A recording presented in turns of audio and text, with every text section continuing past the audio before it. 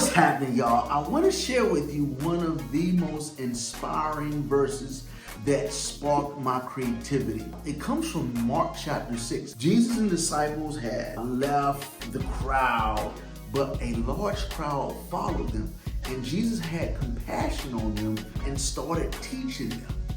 In the midst of teaching them, it had gotten a little late and something happened. Check this out in verse 35 of chapter 6.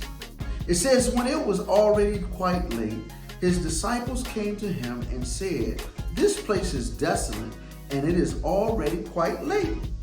Send them away that they may go into the surrounding countrysides and villages and buy themselves something to eat.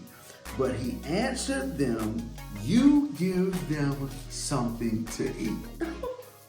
So here it is. Disciples said, Jesus, let the people go get something to eat. It's late, they hungry. And Jesus said, you feed them. And they're like, Jesus, do we spend all this money to get these folks some food? And Jesus said, give me what you got. He took the little bit that they had and blessed it and divided it up, and he gave it to 5,000 plus people. Woo! So here's my point.